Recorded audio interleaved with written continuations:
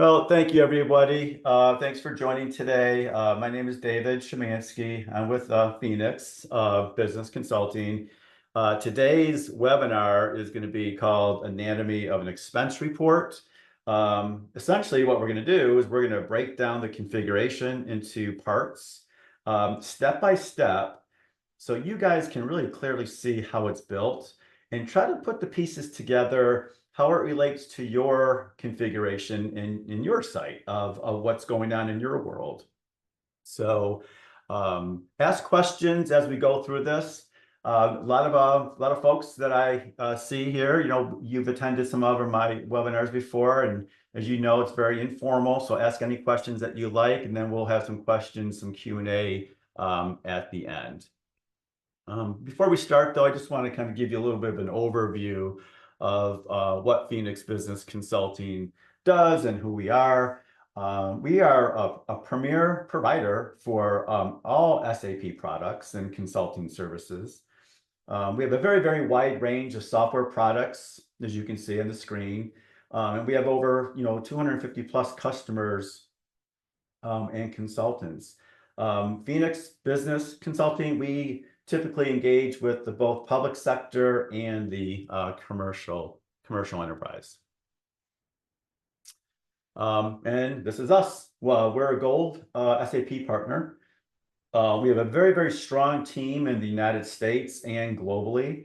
All of our consultants have at least 10 years of experience. And today, I'm here to talk about Concur. This is one of many reoccurring monthly Concur webinars that I typically give on functionality. And then at the end, there'll be a little QR code. If you like, you can scan that, and any future topics that you think you would like to talk about in the future, more than happy to discuss that. And that's how these webinars come to be. Here's just a little bit of our Phoenix Business Consulting US team.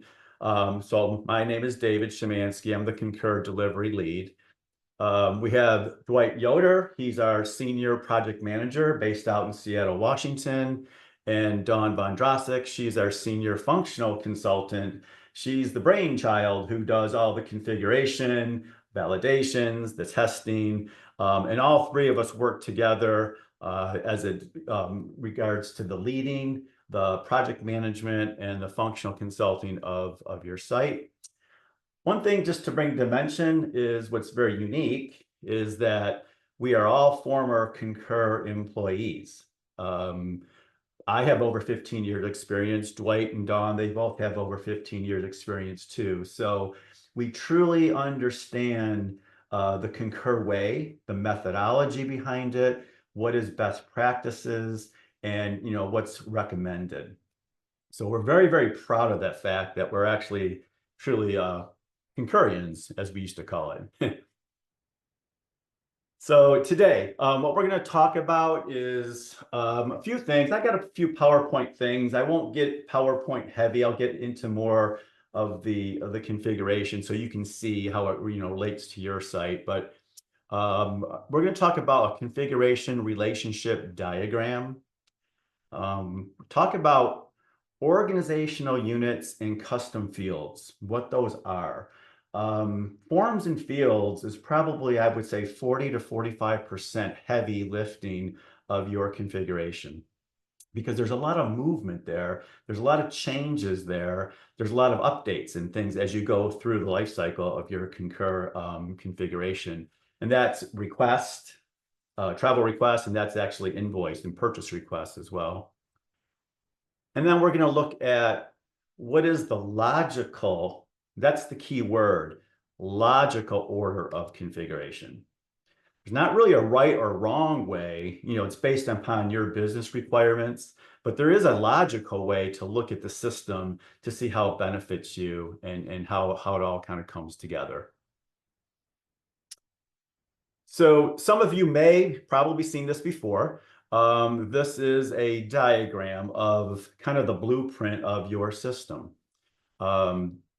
Doesn't matter if you're in public sector or commercial segment or manufacturing or whatever it is. Concur has a global template.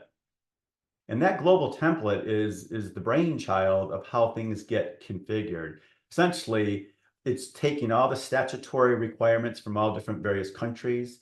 It's taking the recommendations, and we work within this template to build out your system. So after we go through your business requirements, we're not doing this from scratch. We're doing it based upon best practices, and we're doing it based upon a template that's already been pre-configured based on all the years of experience of Concur, of what works and what doesn't work. And then that's how we build out your system.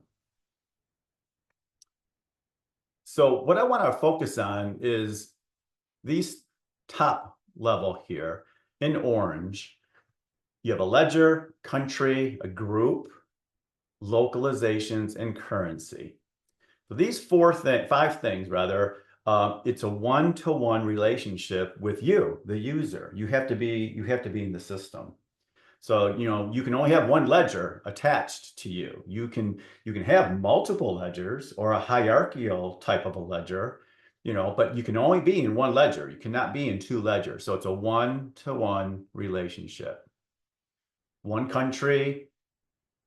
Group is a really, really big topic. What does a group mean? And I'll explain that to you, because you can be in multiple groups. You can have multiple groups. Localization, really it's how the system meets your language requirements and your country compliance. For example, VAT. We're all in the US, so we're not really dealing with VAT, but some, customers out there definitely have VAT because they have a different policy and it impacts the VAT. So in short, the localization really means it's the solution so your employees in each of the countries can use Concur very easily. If you have clients in France, or Germany, so it's just another easier way for the localized language pack. And then the currency. But I want to take this and I want to hover down to the policy. So, and I'm going to ask this question, and anybody can answer it at any given time. In your version, in your life, what is a policy? What do you envision a policy being? When someone says the word policy, what goes through your mind? What do you think of as a policy? And that's a question. Anybody can answer it at any time.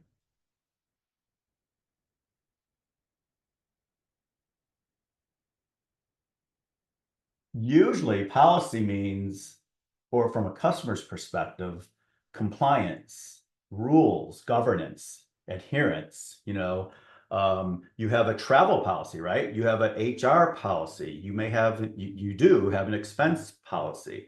In Concur, that's not what a policy is. A policy are the rules and the guidelines that really define how the system works and how it behaves. Think of it like the playbook, that it's going to be how the employee uses that. Audit rules is where it enforces parts of the policy. Audit rules are compliance. A lot of customers get that confused, and then they'll write support tickets and they'll open up tickets to Concur, and they're thinking adherences and governance and such. And so they say the word policy, but in the Concur world, that is more of a driving factor of how the system truly behaves. What I want to do is just show you in real life what is a policy and how you can build multiple, if needed, policies. So some of you have what we call unrestricted access to the system. That gives you full carte blanche to the system. You can do exactly what I'm doing. You can configure, you can make changes, modifications. You can do essentially what Concur is doing because you have the unrestricted access to the system. You went through the hard knocks of training and got, you've passed the exams and such, and you've got access to the system. Some folks don't. Some folks have restricted where it gives you access to the system, but not the full capability of modifying things. Even though you do, or if you have unrestricted access, if you're not comfortable making some major changes, reach out to Concur, reach out to your support tickets, and discuss that, because you don't want to make changes if you're not sure, especially as it relates to a workflow, because that will impact everybody, especially if you're working in a live production environment. But here's policy right here. So everyone is going to have policies. Now you will notice in this global template, we have country specific. APA means Asia Pacific, Australia, Austria, Belgium, Czech Republic, and so forth. So Concur's global template is based upon country statutory requirements because of the VAT requirement. In the United States, we don't have that. So we have just a US policy. And in my sandbox, I have one called the Phoenix. I created one called CBS, that means company bill statement policy, because these are two different policies, have two different functionalities. And then I created one called Canada, just to show, not in this example, but to show how VAT is related. So inside of a policy,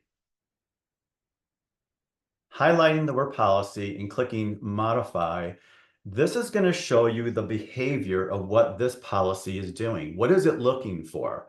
So here is the naming convention, Phoenix policy. When you, as a user, create an expense report or even a request, what is it doing? You are filling out the expense report header form. That's a form. So it's looking for that report header form. That's the creation of your expense report. The driving factor of a policy is this third line. It's saying, what is the workflow? How do you want this expense report to route? Is it going to be a very natural, simple workflow where it goes to your direct manager and then it goes to the processor and it gets processed for payment? Or is it a little bit more complex? Is it going through an authorized approver? Or is it going through a cost object approver? Or is it going through an external validation to validate funds or grants? So it's going to go outside the system of Concur. It's going to go to an external source to validate valid or unvalid combinations of funds and grants, and then it will come back into the system.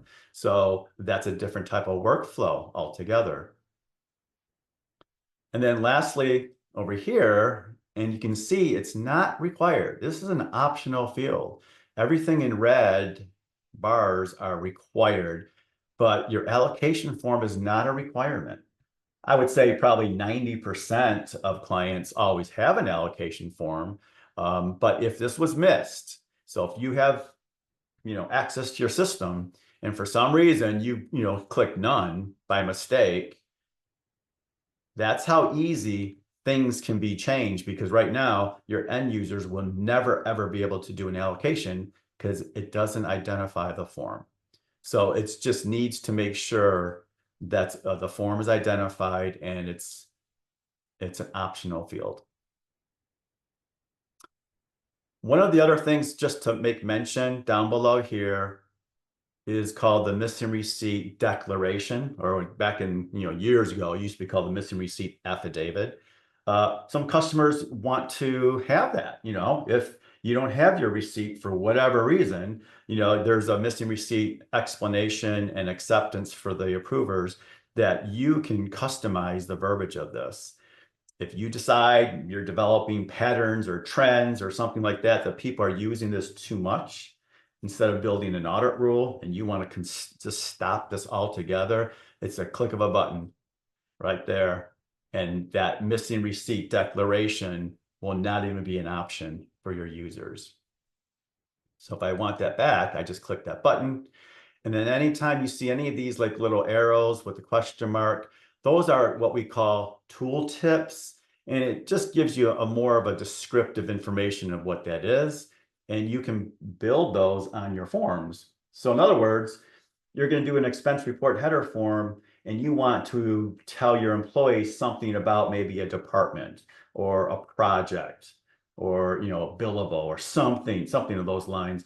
When they select that, this little tooltip could be right there in front of it, and it'll tell that user why you're asking that question.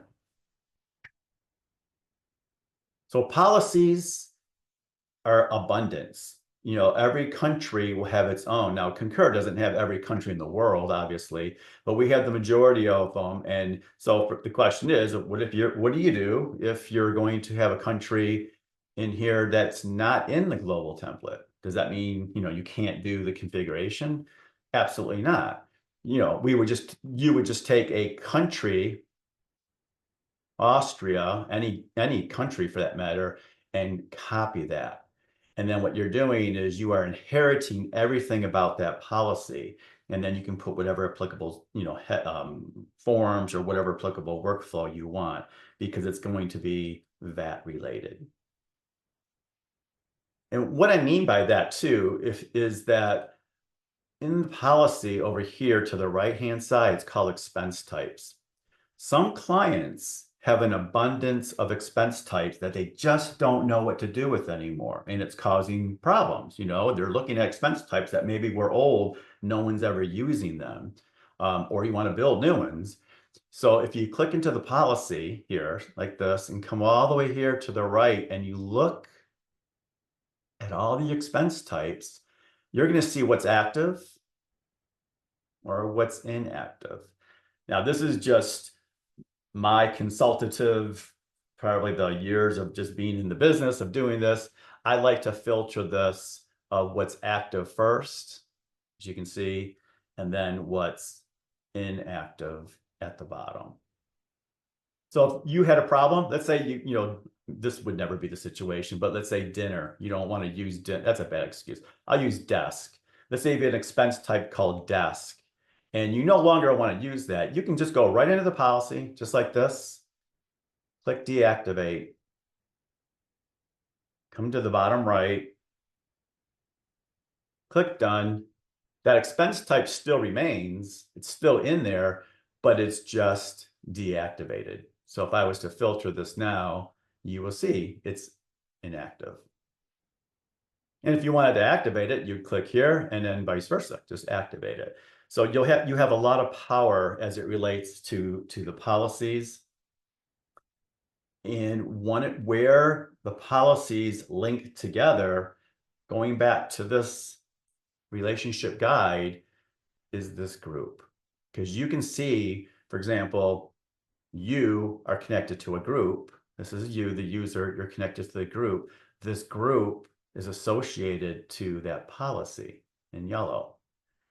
And what's in that policy? It's your workflow, it's your expense types, and it's all your various different forms. So going to the group configuration right here, that's a primary configuration, and it holds a lot of weight of why is it that you create groups. The question is, what is a group and why do we, what do we need it for? It's the differentiator. What differentiates this group of people from another group of people? Is it a sales group? Do they have certain expense types that they have to visually see? Is it maybe is it a VIP? Is it the executive board? Is that group, can they do certain functions than anybody else? So naturally, if you wanted to build a group for whatever reason, let's say you found a differentiator, if you go into the group configuration and try to build it, you never will. I can go in here and click new, and I'm going to try to create a group, and it's not in here. So let's say this group is going to be called the Concur group. I'm just making that up. List management is where everything starts, because what this does, it houses all your lists. Singular lists, multiple lists, connected lists. As you can see, these are all various different types of lists, and this number reflects if it's singular or if it's multiple, connected. 1 means 1 level, 4 means 4 levels. So if I needed to create a group, employee group, do not change. And it's highlighted very clearly, contact client support. In other words, if you're unsure, don't mess with this. Contact Concur client support, and they will help you, because this impacts truly your entire configuration. So to start off and build a group, and remember, the group is the differentiator. You don't need to have 25 groups. There's got to be a reason why you want grouping. So inside of where it says employee groups do not change, here, number one is where you want to build that group. I would click new, and I'll label it as called Concur Group. And every name must have a code associated to it. It doesn't have to be the same name. I could call it CG. It could be a number. It's whatever makes sense to you as the customer. So now, as you can see, I created this group called Concur Group. I'm going to click Save. And there it is. It's part of list management. And then when I click Done, the bottom right, it will lock in my change. And then it will put it in alphabetical order. So I click in here, you're going to see the Concur Group right over here. That's step one. Step two now is I go into my true group configurations. Here, I can click New. Find the group that I just literally created called Concur Group, and I would build it out. I would call it Concur Group. Attach any applicable forms that are supposed to go along with it. Some clients out there today use cash advance, some do not. If you do a cash advance, it's going to have its own particular workflow. It's going to have its own particular form. So these are the things that you would fill out. Some are required, some are not. When I click Save, I would now have my Concur Group labeled. But that's only in step 2. That's the naming convention of the group. I need to do what? Goes right back to the group. I just created it. It's got to be attached to the user, you, the end user. So that is in your employee tab right here that I'm circling. I'm going to create my group again called Concur Group. Click Done, name it. And right over here, this employee form, and we're going to talk about that in a few moments. I'm linking it up to my Phoenix employee form. So now that group that I just created is attached to my employee form. Now I have a user, and that user will be attached to a group. And what can you do with groups? You can build audit rules. You can do email reminders. It's what we call in the system group aware. It's not really a global thing. It's group aware. So I'm just going to pause just for a second. Just if anybody has any questions or comments, this will be a good time to ask.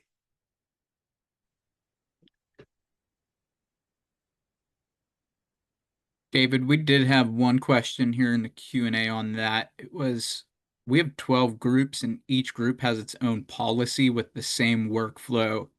We're finding it hard to maintain when adding new employees to our system.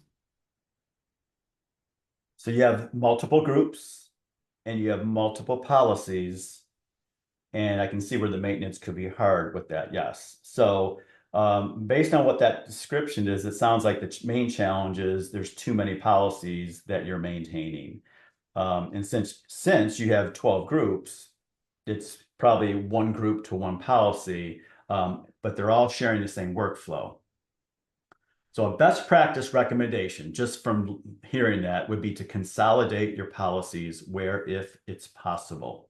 Now, excluding VAT, because that's statutory requirements with currencies and VAT, taxes and such. If the workflows are identical and the policies are different at a minimum, you can reduce the number of those policies. And what I would do is build audit rules around that, such as maybe expense types. So you can condense your policies, such as this. So I'll use this as an example.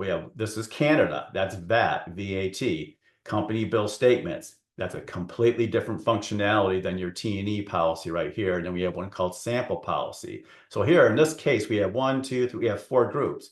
Consolidating that, but the question was, the workflow remains the same, and that's a key driver. If any deviation of that was a different workflow, I would say no, don't do that, because they're all sharing the same workflow. But in the group configuration, this is where you have the power and the control. I just created one called a Concur group just a few moments ago. Coming over here to the policy, I can tell the system, what policy do I want that group to be connected to? Because you can see here's all my different policies. So I want to say, I want it to go to my Phoenix policy, and I do not want it to go to my company bill statements. I want that to be isolated. But this gives you, see how this is? This gives you the choice of selecting multiple policies. So consolidating that or making just a one-to-one gives you the total control. So in this case, I want to do just that. I'm going to streamline it, and I'm going to say I want that group to be affected and only to these 2 policies. And there you go. So that really truly requires an assessment of really looking at your system. What works, what doesn't work, and finding some of the pain points, and adding a user to the system would be difficult, because if I was to add a user and he had all those policies, now you'll see how much easier it would be, because if I go into company administration, and let's say I want to add a brand new user, I'm going to click add user, and this would come in through your HR feed too, by the way. But right here, your employee group, that's your determining factor. So now it says Concur group. It knows based on the configuration that group is going to be attached to 2 policies, and then everything else would be filled out here, and the expense or invoice settings would just be filled out. That was a good question, really good question. So this diagram, and after this concludes, I'll be sending everyone the recording. I'll be sending everyone the PowerPoint. This diagram is a good thing to look at visually, what it looks like. The next portion is, what are organizational units and what are custom fields, and what are they and what do they do? Org units, it represents truly, it's the financial information of your organization. It's the hierarchical structure. It could be a cost center, it could be a company, it could be, departments. Org units are linked to the user profile, and they can be structured, which means it could be from a simple list, or it could be from a connected list. Now within Concur, Concur works in the global template. There are 20 custom fields on your employee profile. You have 20 custom fields on your report header. You have 40 custom fields on your expense entries. And then you have 20 custom fields on your allocation. And they can be configured in many different ways. And I do want to preference this. Functionally, they operate the same. There's no difference. So if you used an org unit versus a custom field and you thought you made a mistake, it's not a mistake. It's just best practices is to have your organizational units applied to your financial data, and that reflects to your reporting. So let me just show you kind of how that really relates to Concur, truly relates to Concur. Forms and fields, you're going to have many to work with. So you have the form type. What form are we looking for? So let's say, for example, we're looking at your employee form. I always like to start, or we should always start at the employee profile. That's where your financial information is coming in, your HR data feed is coming in. It's coming into your employee profile first. And then from there, you build it out. You build your expense report header, and then you do an expense type, and that has an expense entry form to it. And then you can do an allocation. So think of the employee essentially, the foundation of a home. That's the concrete. Because you can't build a house, you can't build a report header, it would all fall down. So it has to be on your employee form first. And then you have all these different tabs. Visually, it's this big, bold tab called form fields. So here's one that I've been, this is a sandbox that I've been always working in, and I labeled it Phoenix Employee Information. What's inside my employee form are the core product of Concur. In other words, these are not changeable. These are not configurable. From the word is a test user all the way down to reporting group. We would Concur, us, Phoenix, anybody that understands consulting would never, ever, ever change any of these. This is hard-coded core product of Concur.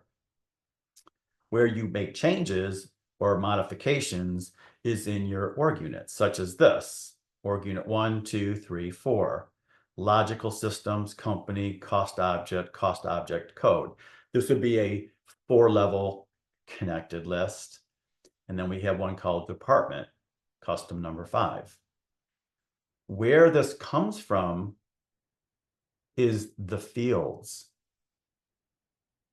So org unit 1 called logical system, it says it's a connected list.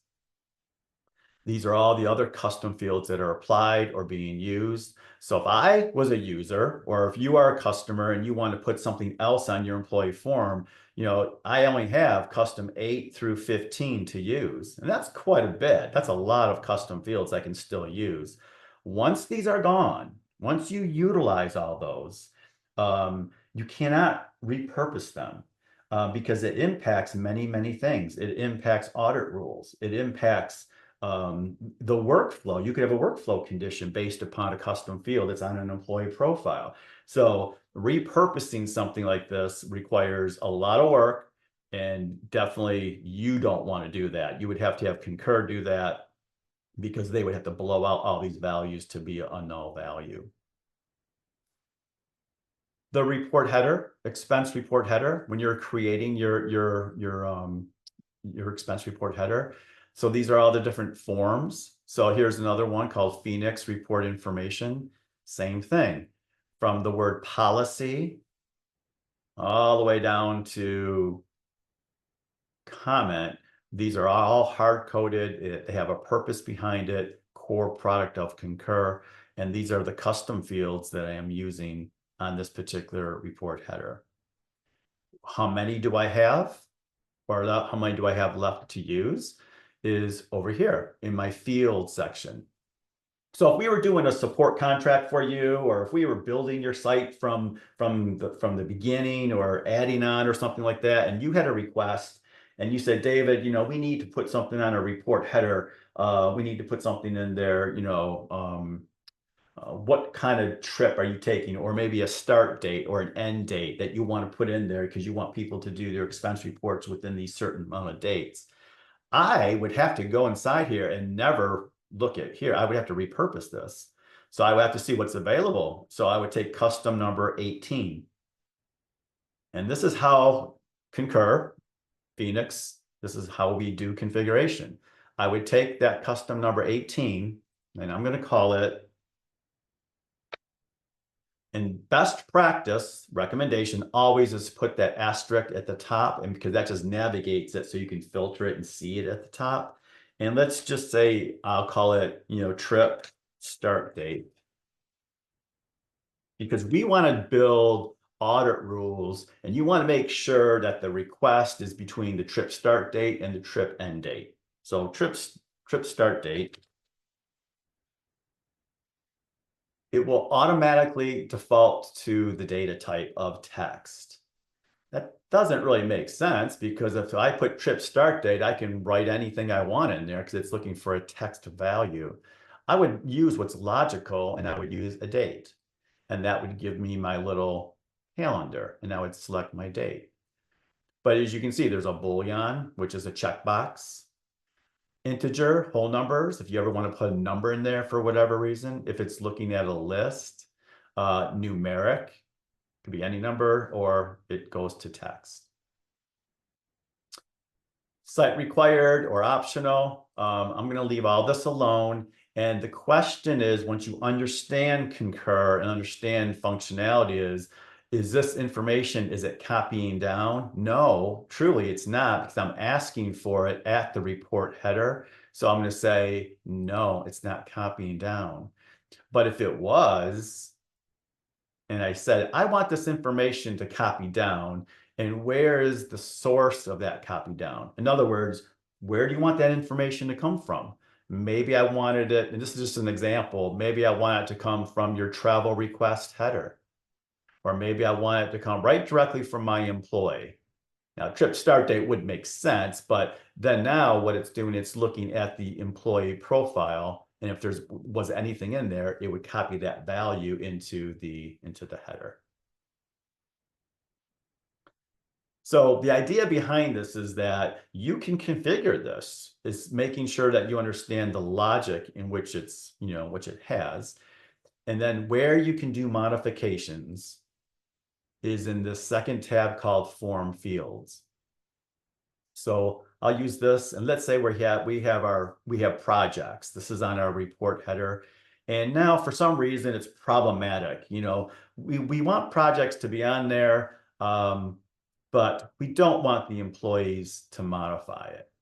We want to hide it for whatever reason. So you can come in here and you can say, I'm going to make it hidden. Projects will still be on that expense report header, but it's just hidden to the user. They cannot see it. Or if it's copying down from, maybe the employee profile, maybe you want them just to read it and just see what it is. Or truly, if you want them to make any modifications, you would select your access rights either to modify, read only, or hidden. Same thing goes for the approver. And same thing goes with the expense processor role.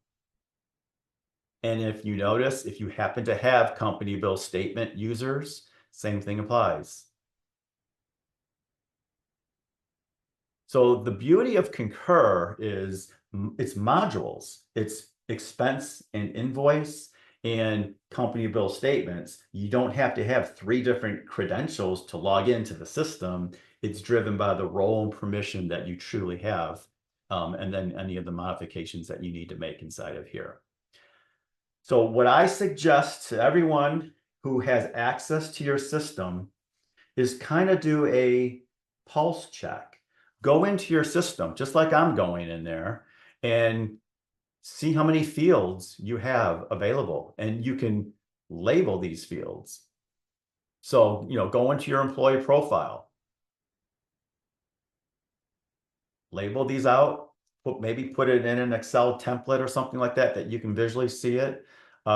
Look at your expense entries. As you're going to see, there's 40 custom fields. Some are being used, as you can see, and some are not. So anything that's available to use is where you would go ahead and create something.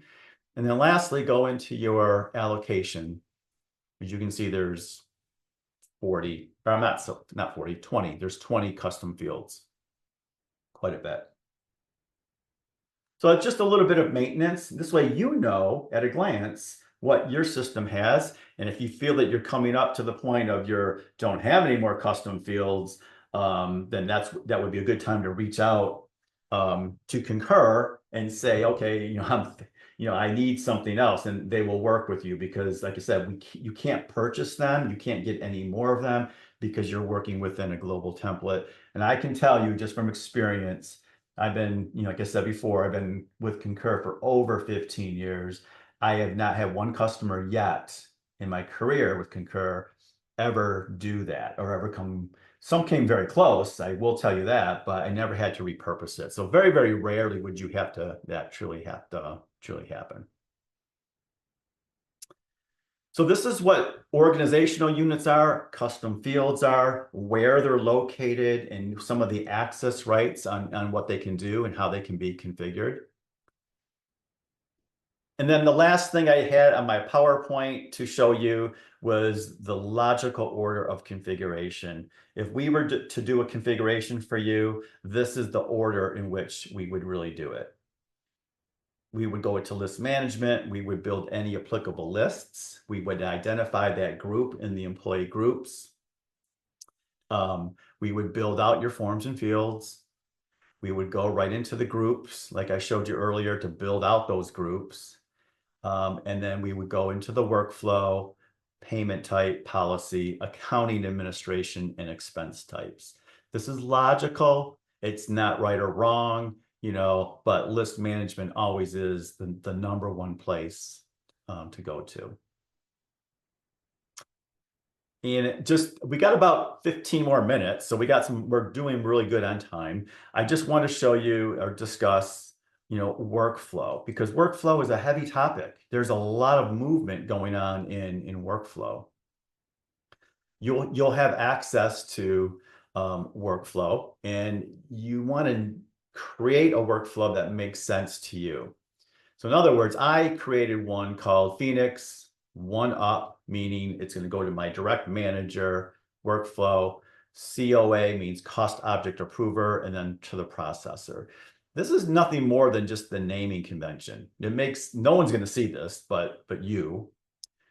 But inside of this workflow is how it works, is what happens. Here's the naming convention. I'm not going to go through all this because that'll be a training in itself. But some of the key things to identify is, and customers miss this quite often, is your approval timeout action.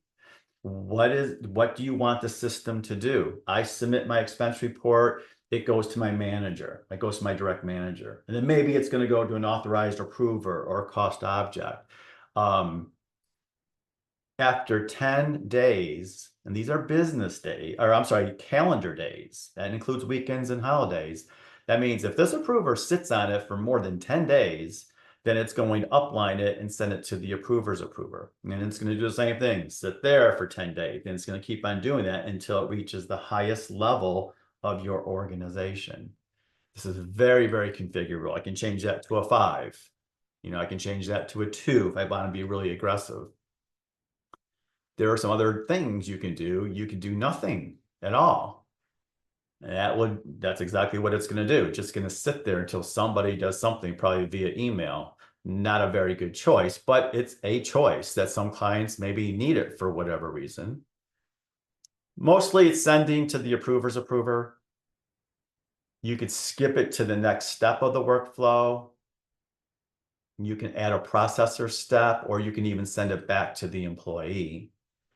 Sending it back to the employee is just really going to frustrate them because they did what they had to do. And next thing you know, they're getting it back. And then what are they going to do? They're going to resubmit it again. And you're going to get in a vicious circle in here. But everyone has different reasons for doing different things. This is the natural routing of the workflow. It's going to go from the report submission, the system, you hit a button, it goes to the system takes over. It routes to a human being, a manager, and that person has the role of an expense approver. Based upon this workflow, it's going to go to a cost object approver. What is a cost object approver? That's an approver that approves based upon the allocation of the expense. So if you're, distributing or you're cross-charging an expense and you want, 50% to go to this department and 50% to go to this department, that's what your cost object approver is doing. They're basing it on what they're responsible for, what cost object that they own, essentially. And then it routes to the expense processor. And then we can build in skip steps. If you want something to skip based upon some type of condition, we would build it inside this workflow. And the name of the game, whether it's you, Concur, Phoenix, doesn't matter who it is, the name of the game is testing, testing, testing, and regression testing. You want to test for the opposite results. Testing is very, very heavily weighted. You want to test every single scenario out there, any possibility of that, and you want to try to break the system, is what I'm trying to say. You want to test it all out to make sure every corner is looked at. Um, three things I want to mention is your authorized approvers is this tab. If you happen to have cost object approvers or authorized, which is signing authority, cost object is a list, and it's an imported list that comes through the system. And this would give you a list of who your cost object approvers are based upon whatever hierarchy that you have. And then authorized approvers would be the same thing. It's based upon, the feature hierarchy that you have built, and it would give you a table of who all these people are in this approver table. And one last thing regarding workflow gets missed all the time is reason categories and codes. And I always like to bring it out to people's attention, because what this is if I was a processor, for example, processor is the, kind of the auditor, and I was to look at some reports, and you may have justification, or you may have a reason that you want to reject something or kick it back to the user. So let's say, using this as the example, if I looked inside this expense report and something was wrong, something was, maybe needed to be discussed, and I say send back to the employee, I can click send back to employee, and I can come up with these reason codes of why I'm doing that versus sending an email. So maybe, missing receipt is not valid. And you would put a comment in there. Please see above. You click OK. And it will take it out of this queue, truly, and it will send it back to that employee, and they'll get a notification of why they're getting this rejected. And where that gets built, and you have the power to do this. This is not an unrestricted role. You can do this today if you have access to your system, is if you go right into the workflows, come over here to all the way to the right-hand side, reason categories and codes, and you can build as many as you want, or you can remove them. And this is where that comes from in the workflow. So kind of going through, list management, forms and fields, groups, workflow, payment type. Payment type is, how are folks being reimbursed? Is it cash out of pocket? Is it through a Visa credit card? Is it through Amex? What is the means of getting that, reimbursement? Payment type is a primary configuration, and it's right over here. And the functionality or the build of that in Concur is very, very, very simple. It gets a little more complex when you're dealing with the bank and the feed that comes in and establishing contracts with that. But to build it, you could utilize what's in the global template already, or just click new. And let's say you have a Visa, I'll call it Visa number 2. It's a new credit card program, and you want to go ahead and put in, the description. That is what the individual is going to see. So let's just say you're going to call it Visa IBCP. That stands for Individual Bill Company Pay. So you are using your own credit card, you're out there in the field using it, you come back, do your expense report, the company is going to pay that once you do your expense report. So IBCP, Individual Bill Company Paid. And here are all the other codes that can be used. There's a IBIP, Individual Bill, Individual Pay, or is it company paid? Setting it up here is no problem.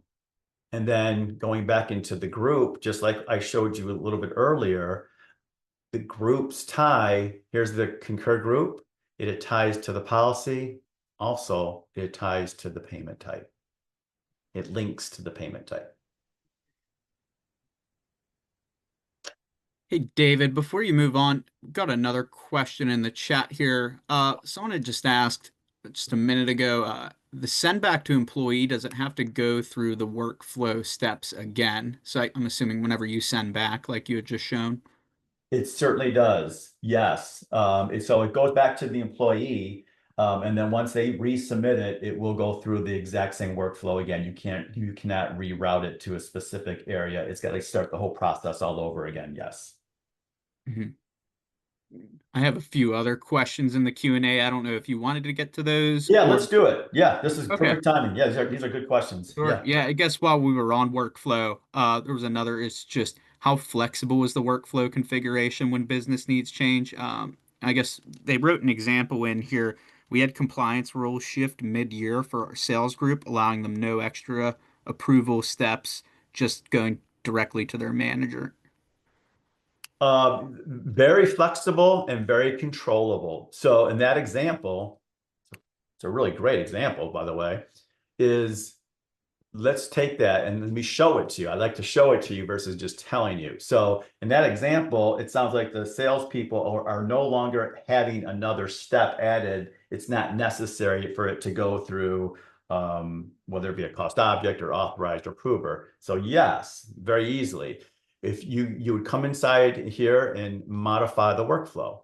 So where you modify that, this is showing you every case possible scenario that it's going to. So in this case, if we wanted to remove this and we only want it to go to the manager, but it's the sales group, it's not the entire organization, we need to identify the sales group.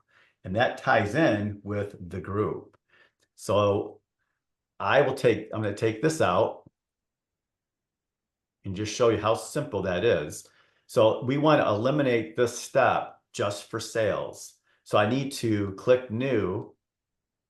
I need to build a skip step. So the naming convention is I'm going to call skip if in, I really don't have a sales group configured, but I do have a Concur group because you saw me configure that. So I'll say skip if in Concur group. We'll use that as the example.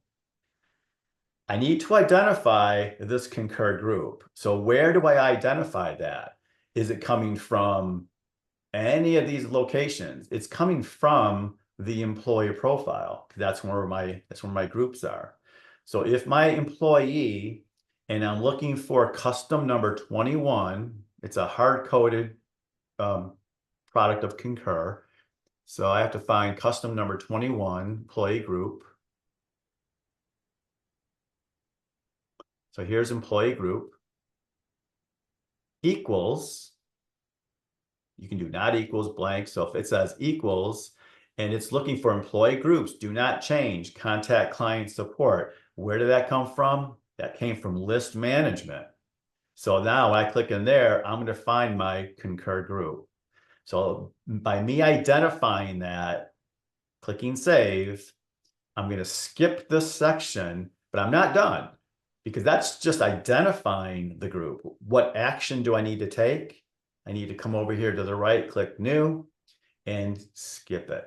So now I can say save, click done.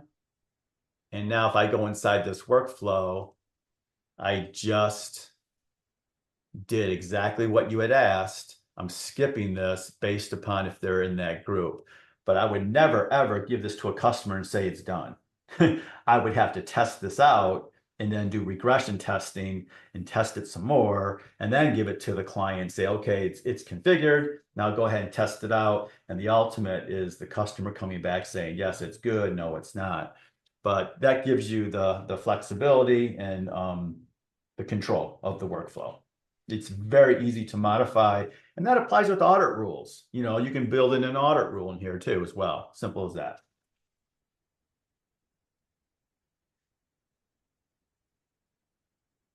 Got it. Great questions. There was another in here, I guess just going back to forms, was just how easy is it to modify forms and fields after go live?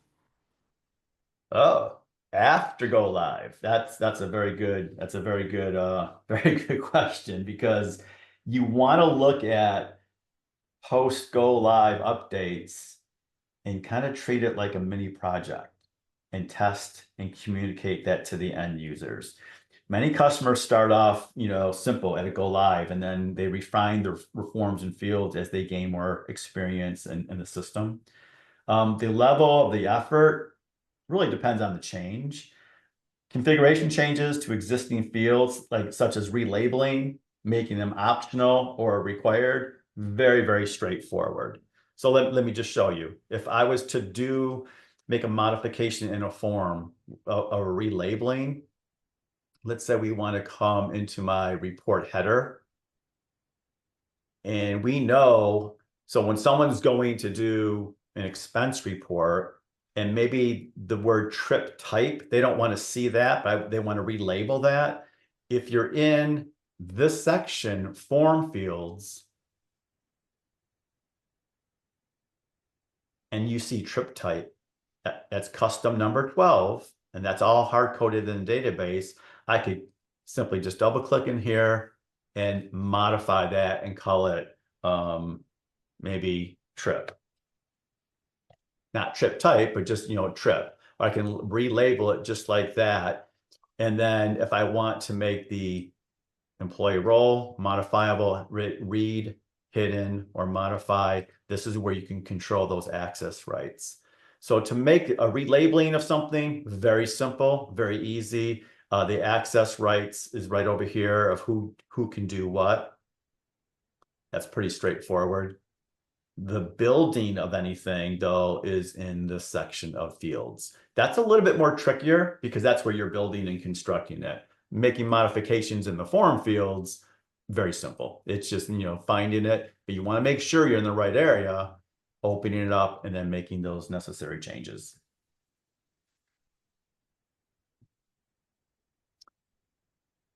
And there's another hand up. I don't know if you see that, Dustin. Do you see another question? And I see someone's hand is up. Yes, that was one of the questions that had been asked already. It was one of Lunel's questions, but Okay. we do have one more in the Q&A here. It was just, I don't know if there's any other visibility and controls within workflow that haven't been shown that are available. Yeah, well, in workflows, yeah, there certainly is. The main one is your confirmation agreements, and you do not have to have unrestricted access for this. This is where you, the user, you have a user electronic agreement. You can come inside of here and you can modify this to the verbiage that you want to have. Maybe you want it to go to, a specific department, or you want it to acknowledge a specific department. So here it says, by clicking the accept and submit button, I certify that this account, this customer, to the best of your ability, has read this for your confirmation agreement. And then once you submit that, you're acknowledging that this is accurate to the best of your control, best of your ability. Same thing with the approver. The approver is acknowledging that by clicking this button that they did all their due diligence and they read everything and they approved it. But this is very, very configurable, very, very modifiable by anybody in your organization that has access to this. This is not an unrestricted access, is your confirmation agreements. Authorized approvers too, you have access to as well. Where you're not going to have access, if you do not have the unrestricted access, is truly like how I just showed you that skip step that I just built in the workflow. That you won't have because it's a little bit more complicated, and you have to have the credentials truly to go in there. If you have the unrestricted access, most certainly you can go in there. And then here, settings is, I would never really recommend you change anything here, but if you ever wondered like where audit rules come from and why we set a 99 as a hard stop, that hard rule, it's because it's right in here in the workflow. It's preventing report submission when the exception level exceeds the number 98. So if you build a audit rule and it's 99, it's a hard stop. It's looking at the workflow. You could absolutely change this, but I would never recommend you do that. That's been around with Concur for forever, and that's a core product of Concur. So you do have a lot of visibility. You have a lot of controls, modifications. You can definitely work within this setting. authorized approver settings, and your confirmation agreement settings right in here.